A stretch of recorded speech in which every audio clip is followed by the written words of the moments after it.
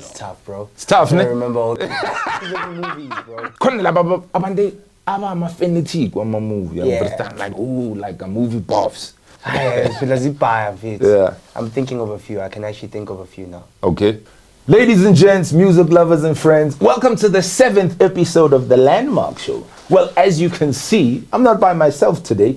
I'm joined by what I think is the reincarnation of Nas. If Nas was born in this particular time frame, I think he'd look like this brother right here. I think he would rap like this brother right here. Ladies and gents, the man needs no introduction. He, to me, is arguably the hardest working rapper in the industry. Touchline. Good to have you, bro. How you doing? Good to have you, man. Thank you for making it, bro. It's good to have you. Thank you so much, man. Yeah, how you feeling? The Nas one, I've never heard it before. You never heard anybody? It's a Nas thing to say. Bro, there's a cadence about you. I don't know why, but he reminds me. Maybe it's the aesthetic, you know. Nas is like forever young. So I think maybe now you look like when you are 50, you'll probably still look like this. Yeah, definitely I will. You probably got good genes, time only. Yeah. There's this forever youngness about Nas, right? And somehow I feel like because of your strength and just your work ethic in general, that even years to come, you probably will have a name as formidable and as legendary as Nas, you know? This is not to blow smoke up your, you know, what you know. I'll take it though. I'll take it though. But today, that's not what this is about, ladies and gents. I know that every time Touchline goes to an interview, everyone's gonna ask him, hey, so what was the inspiration? When did it all start? Was it Tupac? Was it Eminem? What inspires you? Hey, that's not what we're here to do. Today, we'll be taking a route into a different realm. We're gonna be taking a different route into a different realm, and we're gonna go into the realm of film.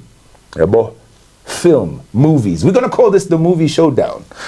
To start things off, you know what they say? They say in order to know a person a little bit better, you need to check what type of movies they watch. They say that if you want to know the emotional resonance or the intellectual curiosity of a person, you should be asking them the movies that they watch. So, Touchline, right off the jump, I want to ask you, what is your favorite movie of all time? Of all time? Favorite movie of all time? It was always going to be a Will Smith movie.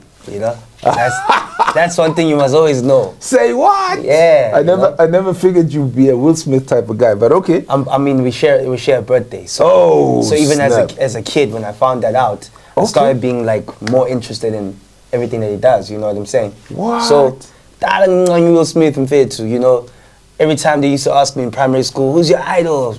You know, Will Smith. Wow. It was always Will Smith, right? So that's so dope, right? So it was only right, I think. My favorite movie, even by him. I mean, I've got a few favorite movies by him. Okay. And they're very indicative of my personality also, you know. What? I think one of my favorites was Hitch. Oh, Hitch, yeah. You know, I liked Hitch. That's been, you know, I was young, trying to, you know, be smooth, you know, which I later developed. Of course, yeah. You know, but like, I mean, that was one of my favorite movies. Okay, are you telling me that you were biting some lines, you know, in terms of how smooth the delivery was? And maybe the demeanor, you know, maybe because I was always creative with my own lines, but you know, to know, we'd say, okay, cool, you can actually finesse a woman like this. Yeah. But it's not even Hitch that's my favorite movie. I think it's The Pursuit of Happiness. Oh, snap. Yeah. Oh, yeah. That was crazy. Nah, I gotta agree. Well, not agree that it's my favorite, but it's certainly right up there. I mean, I remember watching Pursuit of Happiness. You know, there was a time where he literally starts crying, right? You know, because of you know, the fact that he had gone through so much trying to make a difference, and it's tugging at heartstrings. Yeah, so definitely. I think the timing for me was the timing because, I mean, I was going through a lot at around that time. You know, just from a family perspective. Yeah. And I remember when I watched it, it was like a friend of mine that came over with his laptop, and I finally watched it. And, you know, I cried myself because it was very similar to what was going on. In fact, my parents had left, you know. They had left me and my sister, like, alone for a week. Because they were going through their own, like, depression. Right. So we went to Limpopo, trying to go figure out how they're going to do this life thing. We had just lost the house. It was just crazy, bro. So The Pursuit of Happiness was just like the perfect movie for the time that I was, you know, like the moment I was experiencing in my life. Yeah. Unbelievable, bro. I'm really, I didn't know this about you, and I'm sure a lot of people didn't, but you know, I'm just reminded at the fact that, you know, movies, in this case that you've just explained, obviously play a specific role in terms of helping us go through stuff.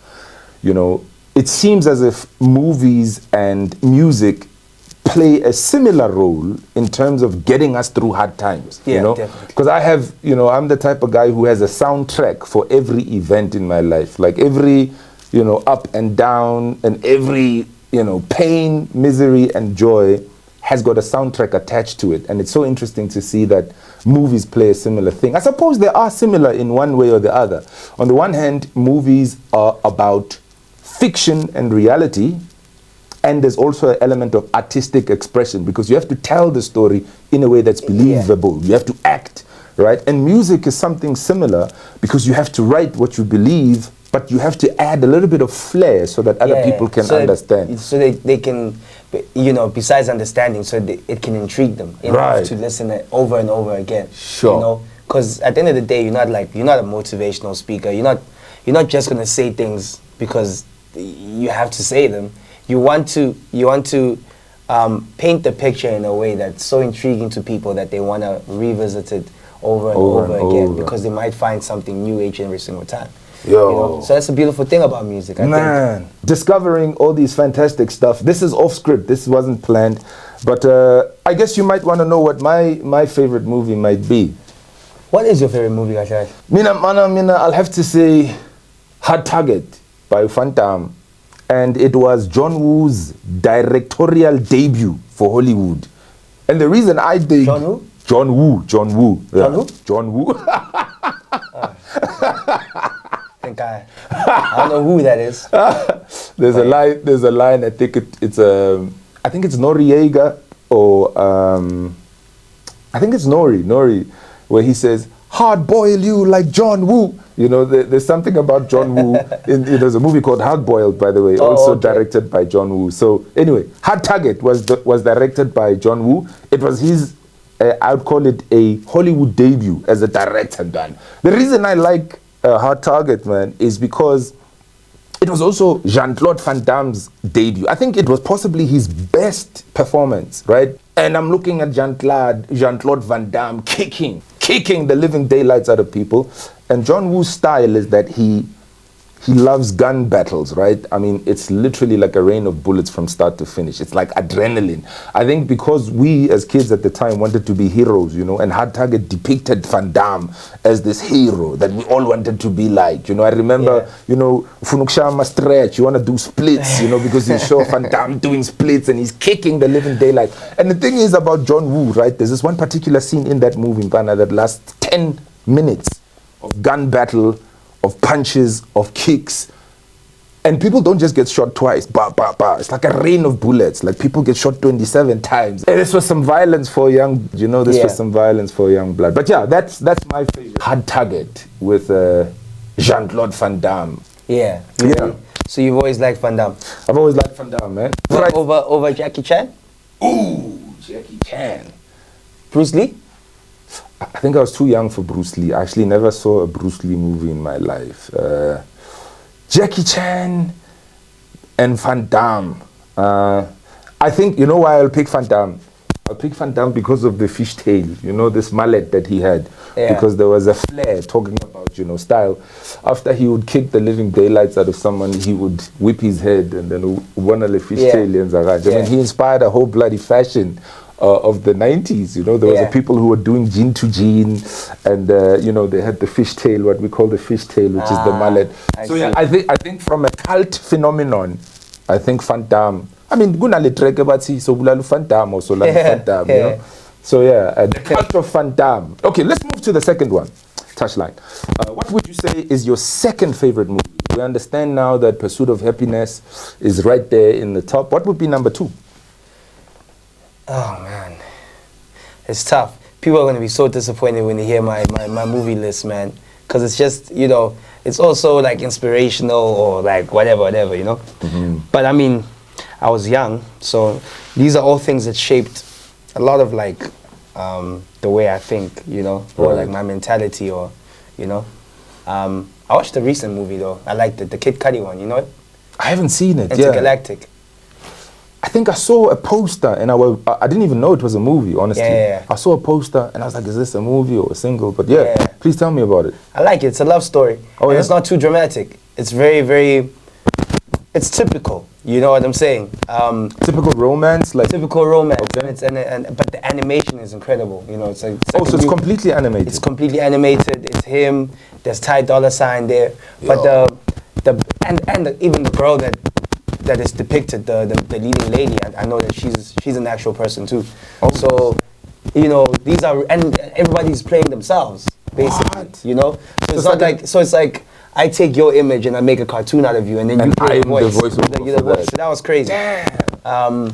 I enjoyed it a lot because it was very similar to like an actual love story that had recently occurred with me. Right, you know? So, yeah, and the person in question is the one who told me to watch the movie, and it was like, you know, I thought about it. I watched it, and it was quite an emotional movie for me because of what I was experiencing at the time. Right, you know, because it was a woman that I loved, you know, etc., etc. Yeah. But I had to mention that because it's more recent. It's the last movie I watched. Okay. You know, because I mean, I probably watched like 1 or 2 movies a year.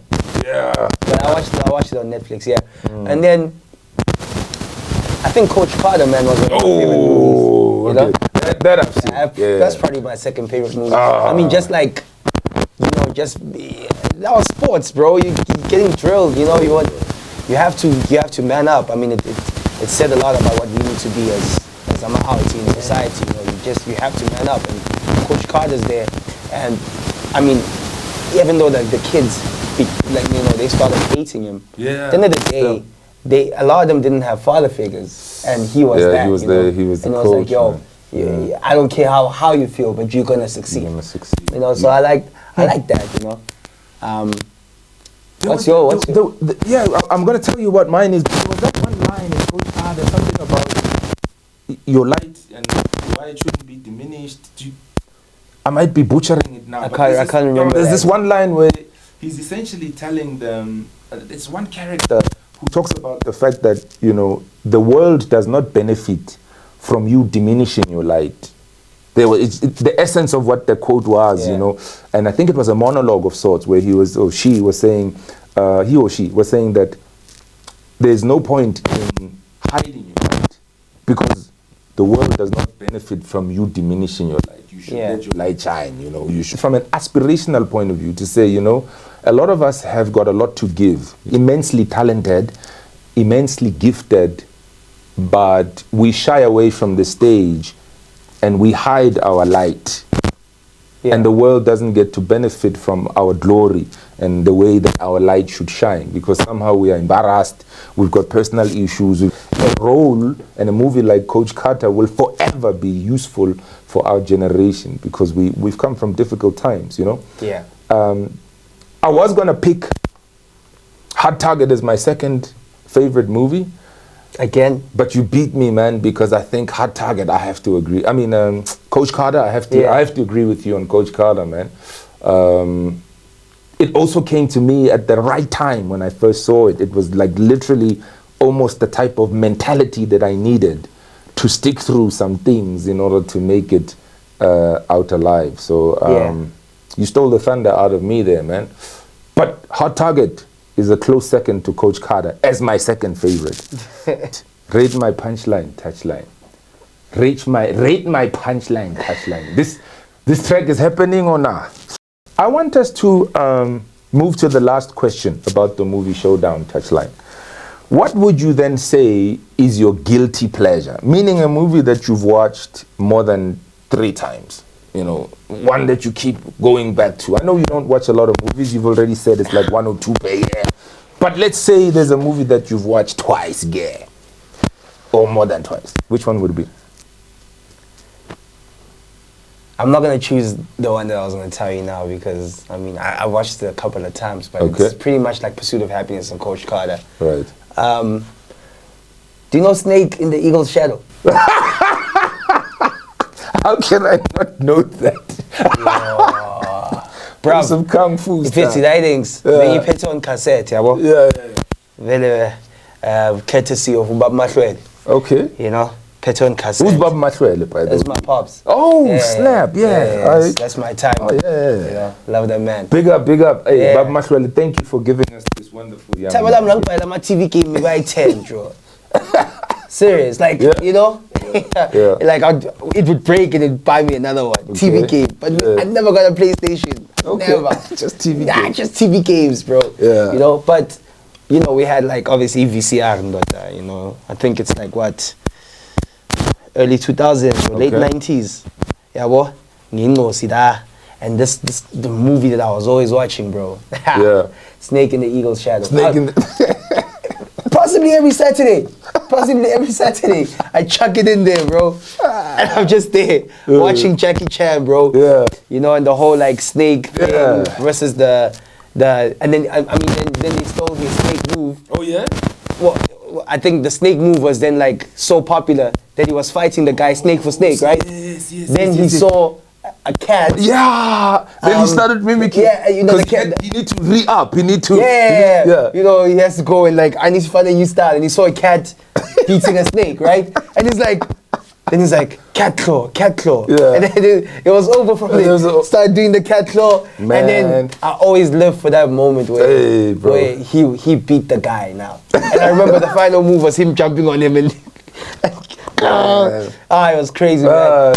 Everything about that, you know, I think the story of him being like a rags to riches story, he wasn't a kung fu fighter, remember? He was the cooking boy or something, right? And people were bullying him all the time. That's right. And then he learned how to fight. And then the big matala in China. In China, you always got father figures, dog. You ain't gotta worry. That great beard. So, Snake in the Eagle's Shadow for me, you know. Like I said, the rags to come up story. You know, and then finding out, Uti, you're actually very good at this fighting thing, but you don't want to fight people, but they're still coming at you. And then they beat you, and then now you gotta be the champion, and now you gotta reinvent yourself. You know, not to mention, you know, when they were having to reinvent yourself and find a new style and still win. Sure. Joe, you know, when you're talking about Snakes in the Eagle's Shadow, my guilty pleasure again is gonna be Hard Target. You know why? There's a scene in Hard Target where Jean-Claude Van Damme punches a snake. Wow. So there's the girl, right, in the movie is standing next to a tree, right? Yeah. As she's standing next to a tree, Jean-Claude Van Damme is standing looking at her in the face, ne? So, you know, as you can imagine, when you are young, it looks like they're about to have a romantic moment because Jean-Claude Van Damme says to her, stand still, don't move. So the lady stands still, and she is preparing for a romantic embrace. She's like, okay, this man with biceps kicking people and shooting people is about to embrace me. This is like the ultimate romance of this whole thing. So Jean-Claude Van Damme says, no, stand still. So he comes and he approaches her. Ganti, there's a snake behind her, and Jean-Claude Van Damme proceeds to punch the snake. And of course, that it's a bit of a, you know, irony. The irony of that. But the hilarious point of the movie. So anyway, coming back to my guilty favorite or my guilty pleasure, again, man, Hard Target. Hard Target is going to be one of my favorite movies for a long time, right? Because it was also my introduction into cinema in a way. And possibly one of the most influential movies as far as what Ipaiscope should look like. So yeah, I'm gonna have to go with that, you know, to the point where, ladies and gents, there might just be a track called Hard Target. In fact, Touchline has got another name, hyphen punchline. So ladies and gents, I want Touchline to rate my punchline about Hard Target to see if this track is going to happen or not. So hold on for a second while I look for this punchline because I wrote it somewhere. This guy really wrote it. I need to find the punchline. Where's the punchline? It was here somewhere. It doesn't seem like it's there. This punchline is not here, guys. So I'm gonna have to make it up, guys, okay? I thought I wrote it somewhere there. My notes are letting me down. So I'm going to come up with a punchline on the spot and Touchline, punchline must rate my punchline. All right, so here we go. Jean-Claude Van Damme's flying kicks through the night. That's why I will always pick Hard Target for movie night. Rate my punchline, touchline. Rate my punchline, touchline. This track is happening or not?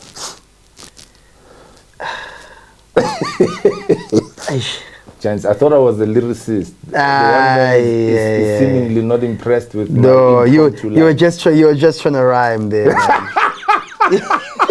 You were just rhyming. Yo. Shit. Joe, guys, I lost. I don't know if this track is gonna happen, bruh. I don't know if this track is gonna happen. Ladies and gents, do you know what flying kicks are? No, what are flying kicks? Air Forces. Say what? Think about it. Like That's Air Force One or Air Forces? Like the Air Force you wear? The sneaker, yeah. Yeah. Think about it. Oh yeah, because they go. Oh. Okay. Okay. I just made that up. Oh yeah. The wings, because there's the wings on the. But right? besides that, it's and they fly kicks as well. They fly kicks, right? And they flying kicks because of the air. Yeah. The air forces. Talk about double puns, triple puns, The young boy just saved the day. The young boy saved the day. I think this particular track might just happen. Touchline, it's been such a pleasure, bro. Yo, man. Thank you for coming through, man. It was dope to chop it up like this. Ladies and gents, I don't know if this is happening, but it's up to you. Watch the socials. Maybe there's a track coming up. Who knows? Who knows? I don't. So. Thank you, Landmark. Thank you, man. One time. Man. Oh yeah, I got merch. Oh yeah, merch. It's the peace hunting merch. Check it out. You know, check it out. I got something to sell finally in my life. You know, so happiness chasing, love pursuing, peace hunting. That's track 10 on Soon 2. I know Landmark's getting one. You know, so make sure you get it. I am. You know, shop. Shout out. Salute. Shameless plug. Shameless plug all the time. Yeah, man. Yeah. Salute, man. Everyone. Looking forward to seeing you on the next show of episode 8 of the Landmark Show. Yes, sir. Until then, I'm Landmark, this is Touchline, and we out.